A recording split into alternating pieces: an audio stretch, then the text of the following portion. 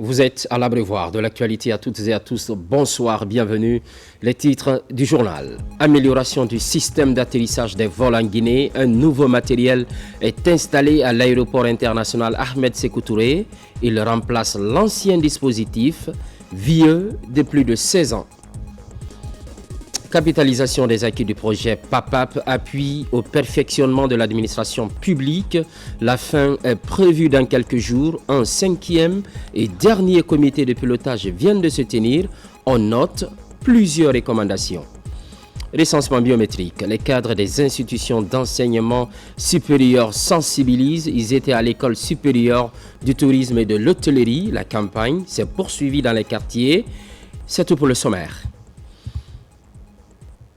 Conakry accueille pour la première fois la réunion des ministres membres du CAMES, Conseil africain et malgache pour l'enseignement supérieur, domaine pour lequel une vingtaine d'experts et de ministres africains se retrouvent. Principal enjeu, harmoniser et renforcer les systèmes universitaires du continent. Désormais, la Guinée prend les rênes de l'institution. Diaré Diallo.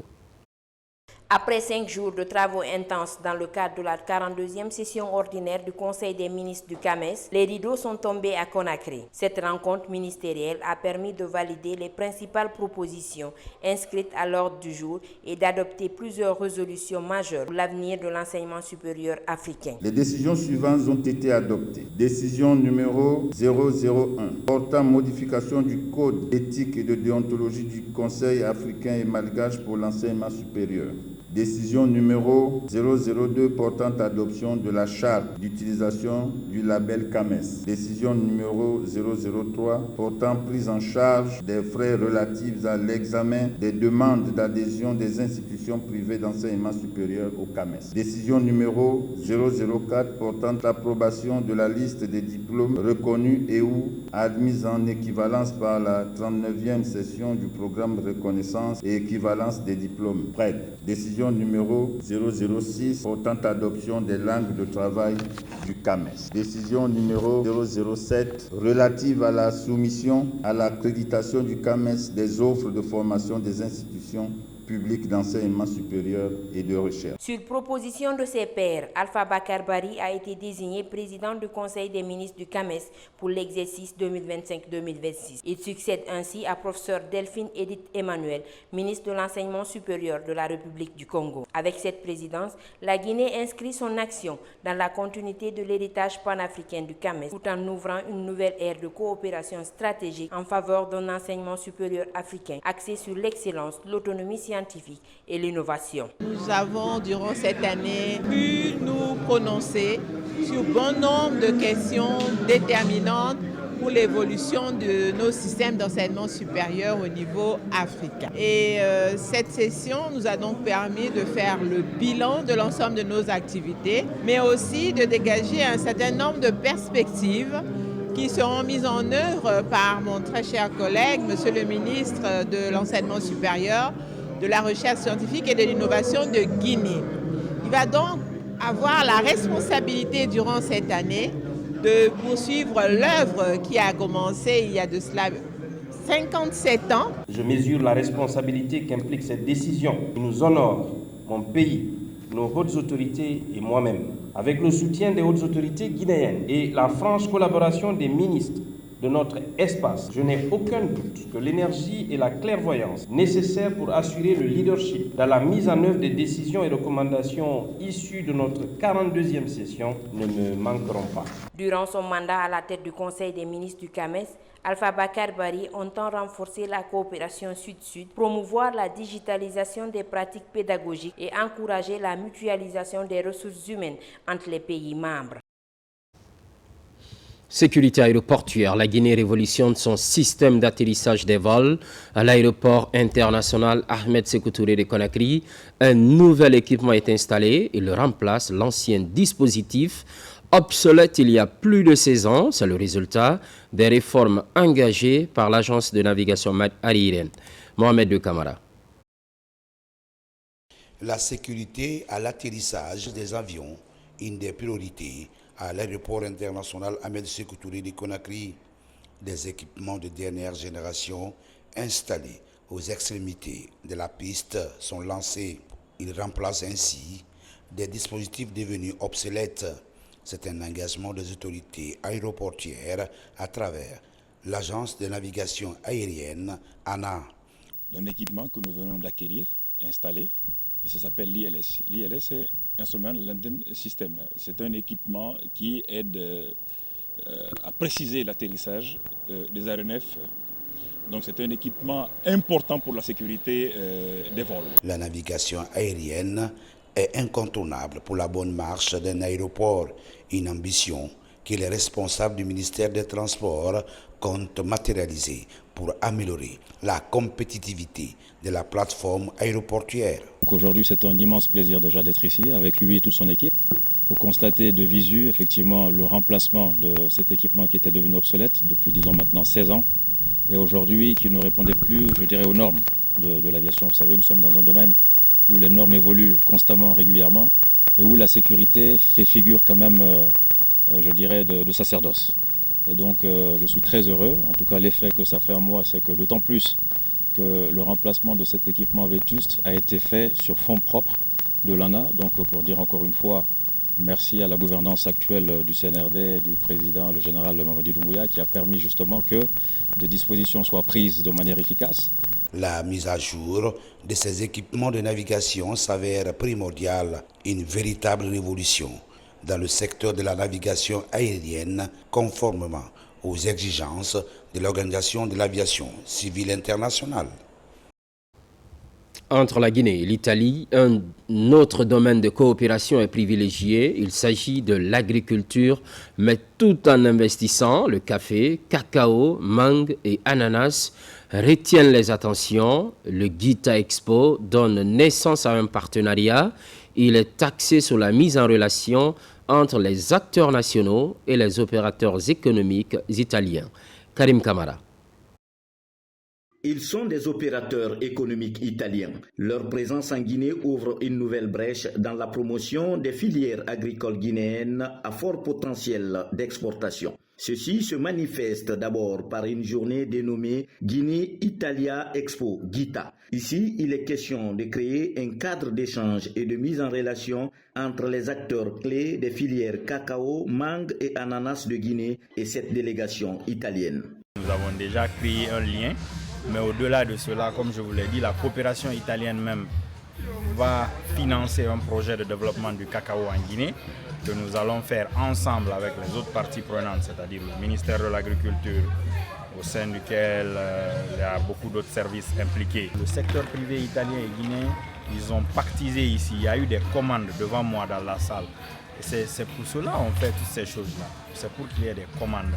À travers Gita Expo, l'Agipex et l'Agence italienne de coopération au développement comptent mettre ces filières sur un piédestal qui favorise les échanges, stimule les synergies et ouvre la voie à des collaborations porteuses de croissance et de développement mutuel. La Guinée a une production de qualité de cacao et de café, mais il faut l'augmenter très sensiblement pour être compétitive à niveau du marché international. Cette initiative s'inscrit dans le cadre de la promotion des produits si chers à notre pays. Et donc cet événement participe pour beaucoup à la concrétisation de cette réalité, de cette initiative. Ce partenariat arrive dans un contexte marqué par la mise en place de la nouvelle politique italienne, dite Plan Mattei, en faveur des pays africains.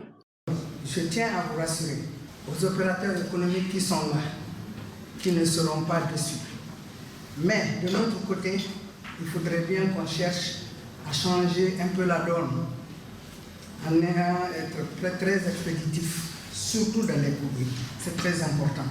Sinon, l'Italie est décidée à nous aider.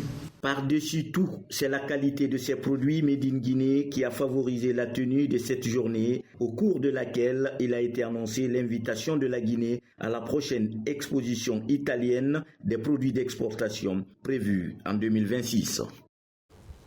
Appui au perfectionnement de l'administration publique, l'heure est à la capitalisation des acquis. Il s'agit du projet PAPAP dont la fin est prévue ce mois de mai. À quelques jours de terme, un 5e et dernier comité de pilotage a lieu. Les recommandations sont formulées. Mamadi Ternaka Misoko. C'est la 5e et dernière session des membres du comité de pilotage du projet d'appui au perfectionnement de l'administration publique. Le PAPAP qui ferme ses portes ce mois de mai a permis d'accompagner les réformes du ministère du Travail et de la fonction publique. L'Institut national de formation et de perfectionnement a su qualifier et diversifier ses offres de formation. 600 cadres intermédiaires ont été formés dans les régions du pays. À plusieurs reprises, le ministère du Travail et de la fonction publique a marqué son souhait de pouvoir renforcer les cadres de la fonction publique via les ministères sectoriels, qu'il s'agisse de l'éducation, de la santé, mais également de d'autres ministères, puisque l'ensemble quasiment des ministères ont été impliqués dans le cadre de ces formations, mais également de renforcer l'offre de services de l'Institut national de formation et de perfectionnement afin de mieux répondre aux engagements que la Guinée s'est fixés et à la nécessité d'accompagner au mieux les réformes en cours, notamment via le programme Simandou 2040. Avec un taux de réussite de plus de 80%, le projet d'appui au perfectionnement de l'administration publique a été un franc succès. Aujourd'hui, au ministère de la fonction publique, l'heure est à la capitalisation des acquis. Si ce projet, à travers ce 5e et dernier comité de pilotage, arrive à son terme, le chantier de la modernisation de l'administration, lui, reste ouvert. Les défis persistent, notamment nous devons réduire la lourdeur bureaucratique, accélérer la digitalisation, simplifier les procédures et renforcer la transparence et la redevabilité. J'appelle donc tous les acteurs ici présents à capitaliser sur les acquis du PAPAP en intégrant les bonnes pratiques dans le fonctionnement courant. Ces discussions ont été l'occasion d'extraire les enseignements clés de ce partenariat en vue d'en assurer la pérennité. Le PAPAP est financé par l'Agence française de développement à hauteur de plus de 3 millions d'euros. Au chapitre éducation, les efforts de qualification s'intensifient en province. À l'Abbé précisément, l'alphabétisation est prise au sérieux. Cela fait suite aux initiatives réalisées sur place dans la formation de base au profit de toutes les couches sociales. Sarafdin Diallo, Marwan Kamara. Entre 2016 et 2023, le taux d'analphabétisme en Guinée est resté alarmant. 68% au niveau national, selon l'Institut national de la statistique. Ces chiffres grimpent à 75% chez les femmes, avec une prévalence marquée en zone rurale. Une tendance que le ministère de l'Enseignement préuniversitaire et de l'alphabétisation entend inverser à travers la Direction nationale de l'alphabétisation, de l'éducation formelle et de la promotion des langues nationales. Nous voulons que d'ici 2030, qu'on éradique ou on réduit le taux d'analphabétisme en Guinée. Et il serait nécessaire vraiment que ces citoyens viennent dans ces centres qu'on va ouvrir très bientôt pour vraiment apprendre à lire et à écrire, afin qu'il soit utilisé dans tous les paliers de ce projet Simandou 2040. À l'Abbé, un atelier de sensibilisation regroupant plusieurs acteurs vise la relance des activités d'alphabétisation dans la région.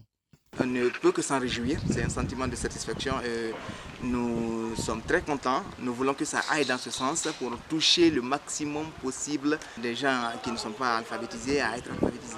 Dans ce contexte, le projet Simandou 2040 apparaît comme une véritable opportunité de développement, en particulier pour les zones rurales. D'où la nécessité d'un accès accru à l'alphabétisation pour en faire bénéficier les populations locales. Tous ceux qui embrassent d'autres métiers doivent être sincèrement outillés, doivent être alphabétisés pour pouvoir mener à bien leurs activités. Surtout, vous n'êtes pas sans savoir, dans ce programme de Simandou 2040, tous les métiers, tous les acteurs, chacun aura sa part, chacun aura son travail à faire. Nous remercions très sincèrement le président de la République, Général Mamadi Doumbia, et son gouvernement pour avoir pris toutes les dispositions nous permettant d'être à jour et au bon moment dans le cadre de l'exécution de ce méga projet. Depuis le 5 septembre 2021, le gouvernement guinéen place l'éducation parmi ses priorités. Un engagement qui passe inévitablement par la lutte contre l'analphabétisme, socle tout développement durable. Sécurité maritime. Focus sur cette manœuvre d'envergure. Elle est dénommée Obangame Express. L'exercice se déroule dans les eaux riveraines du golfe de Guinée. Les acteurs impliqués renforcent leurs capacités opérationnelles. La supervision se fait en synergie une collaboration entre la préfecture maritime et ses partenaires. Adjudant-chef Oumar Kamara de la presse militaire. Il est 7h30 du matin. Nous sommes à la base de la brigade des unités flottantes de l'armée de mer.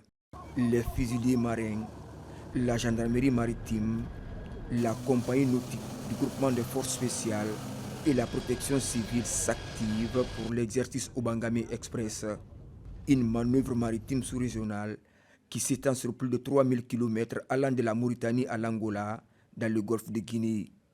Le centre opérationnel de la préfecture maritime assure la coordination des opérations. L'enjeu est de renforcer la sécurité maritime dans ces pays côtiers. Ces exercices, c'est pour nous permettre d'augmenter nos capacités opérationnelles. C'est-à-dire pour que les cadres des différentes administrations aient une même vision sur qu'est-ce qu'il faut faire, comment il faut le faire, quand il faut le faire, quand nous avons une crise dans nos espaces maritimes. Pendant 6 jours, différents scénarios ont été simulés par les intervenants.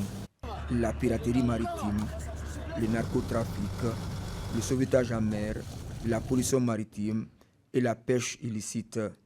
Ces exercices ont été menés en synergie par l'ensemble des acteurs impliqués dans l'action de l'État en mer en Guinée.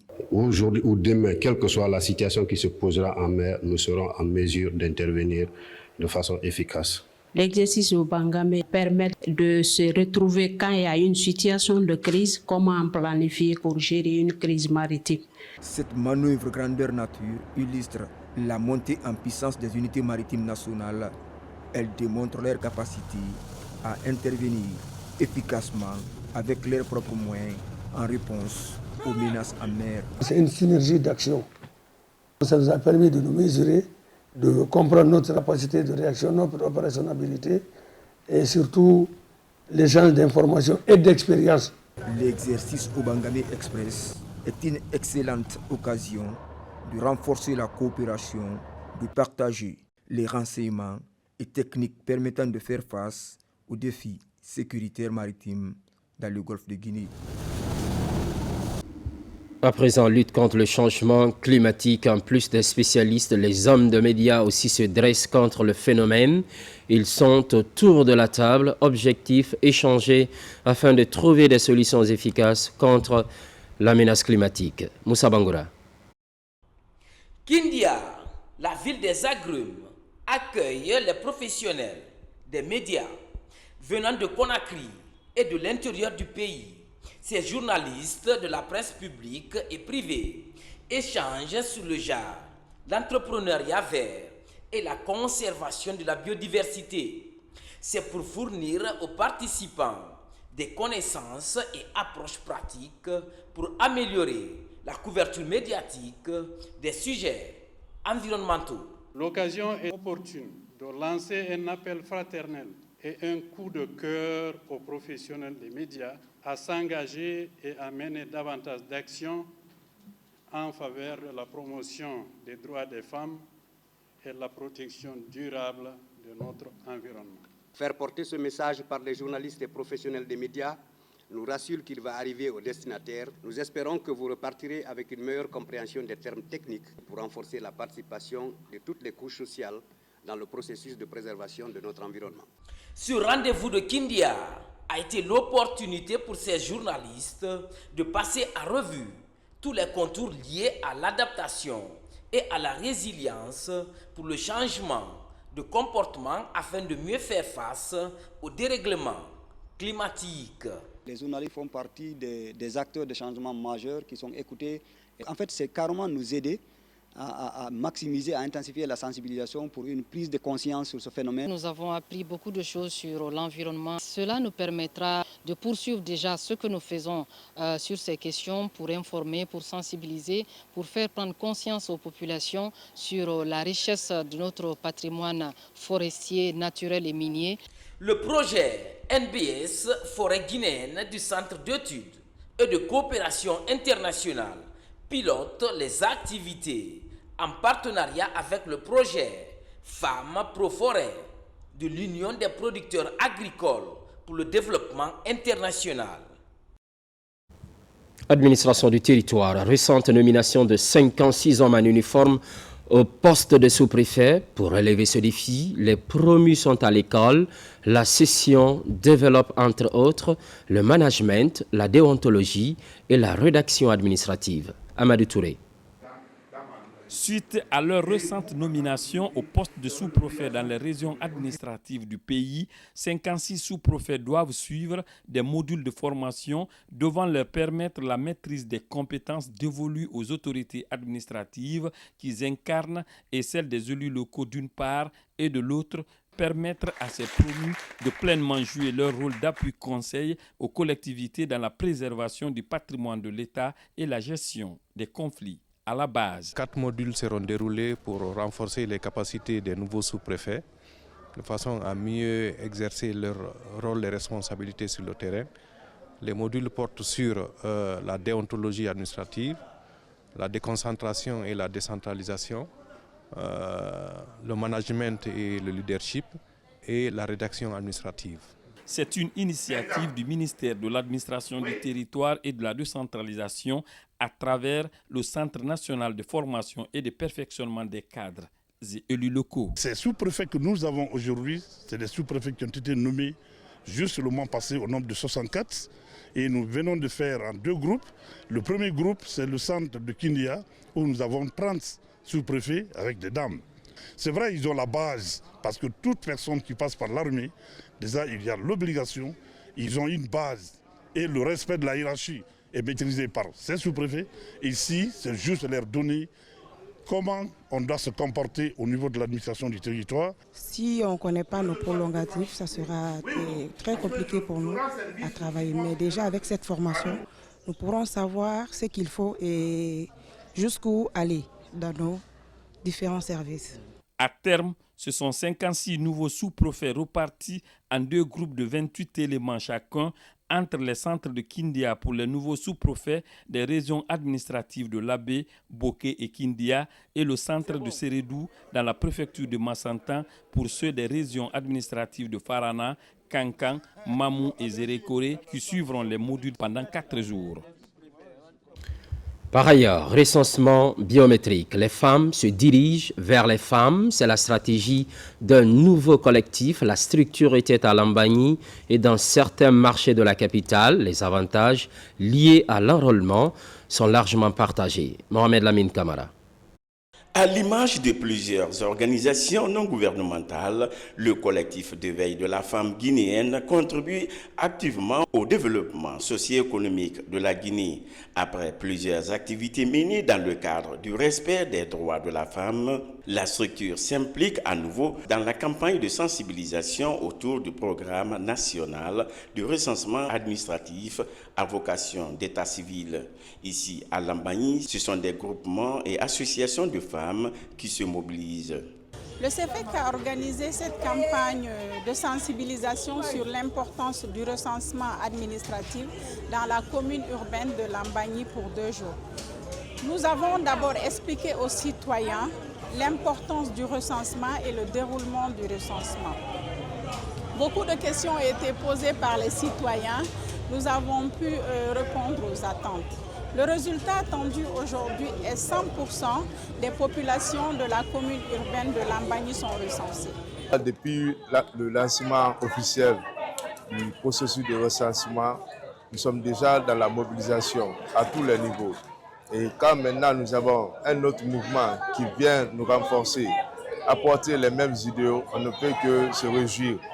Car à Lambagny de nos jours à date, nous sommes à 16 688 personnes enrôlées. De Lambagny cap sur certains marchés de Conakry, des échanges entre femmes sur la nécessité de s'enrôler et d'autres avantages liés à ce programme de recensement biométrique ont été abordés. Tout le monde doit se faire recenser. Ça y va dans notre intérêt, c'est pour notre bonheur. Au-delà de cette campagne de sensibilisation dans la zone de Conakry, avec l'appui du gouvernement, le collectif d'éveil de la femme guinéenne, CEFEG, compte élargir son champ d'action aux autres villes du pays pour un recensement massif de la part des femmes. À Kouroussa, on assiste à la même préoccupation. Il s'agit cette fois-ci des structures socio-professionnelles. Les promoteurs de la langue nko affichent leur soutien au projet de nouvelle constitution et à juste raison. La revalorisation par ce document des langues nationales. Pour aller vite, ils invitent les concitoyens à se faire enrôler. Marwan Kamara. Dans la cité des Kamaralaï, les promoteurs de l'alphabet nko venus des préfectures et zones rurales de la Haute-Guinée se retrouvent pour une cause nationale, celle du recensement administratif à vocation d'état civil. À travers une journée de sensibilisation, ils manifestent leur soutien au projet de valorisation des langues nationales inscrit dans la nouvelle constitution. Depuis l'indépendance, notre combat a toujours été de valoriser les langues nationales. Aujourd'hui, si cette volonté est prise en compte par le CNRD, nous ne pouvons pas rester silencieux. Nous devons exprimer notre soutien et accompagner le président pour que cette loi soit adaptée à l'unanimité. La mère de Kanté Solomana, l'un des plus grands défenseurs des langues nationales, est originaire de Kouroussa. Il est donc important pour nous d'exprimer notre joie ici. À la Maison des Jeunes, une manifestation culturelle est organisée pour faire passer des messages. À travers chants et danses, les populations sont invitées pour plus de mobilisation sociale pour la réussite du recensement national. Nous appelons les populations de Kouroussa à se faire recenser massivement, car c'est le seul moyen pour nous d'adapter cette constitution qui valorise nos langues nationales. Nous remercions les citoyens de Kouroussa, mais notre principal message est de les inviter à se faire recenser s'ils souhaitent véritablement aider le président. En mettant en avant les langues nationales comme symbole de fierté culturelle et de cohésion sociale, les promoteurs espèrent inscrire leur combat dans l'histoire et faire de la Guinée un modèle en Afrique en matière de promotion des langues nationales. Recensement biométrique toujours. Les cadres des institutions d'enseignement supérieur conscientisent également, je vous le disais à l'instant, le choix est porté sur l'école supérieure du tourisme et de l'hôtellerie. Des kits d'enrôlement sont installés, suivis de campagnes porte à porte dans les quartiers. Moussa Kouyaté. Les institutions de formation supérieure s'impliquent activement dans la réussite des opérations de recensement. À l'école supérieure de tourisme et de l'hôtellerie, la cellule O+, dirigée par le secrétaire général de l'institution, dévoile son programme devant les étudiants. Nos objectifs visent à informer les populations des différents quartiers de la commune de Somfonia sur les enjeux du recensement et les inciter à se faire recenser. Appuyer les agents recenseurs dans l'identification et l'enrôlement des citoyens. Renforcer la visibilité et la crédibilité de l'ESTH comme institution citoyenne engagée.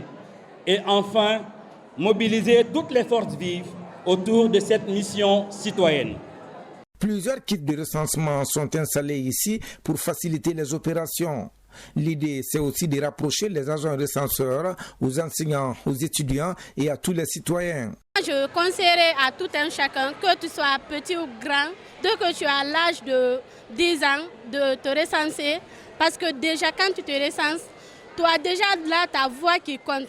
Une fierté que l'État nous ait accordée ici. Nous sommes trop contents aussi. Oui, on rencontre un peu de difficultés au niveau des citoyens. Il y a les citoyens qui viennent, ils ne connaissent pas, ils ne sont pas renseignés au niveau de leur commune, au niveau de leur quartier et leur secteur. Donc, si non qu'à essayer de se renseigner avant de venir, ça va nous faciliter la tâche. Toutes les communes de Conakry sont représentées, plus les deux autres communes de Grand Conakry, Koya et Dubreka. Actuellement, on a 28 kits avec nous ici. Après la rencontre avec les étudiants, une équipe a sillonné plusieurs endroits du quartier Foulamadina pour inciter les populations à aller se recenser. L'actualité évolue en Guinée, notre paradis, terre de richesse et d'innovation. Les programmes se poursuivent. À très vite.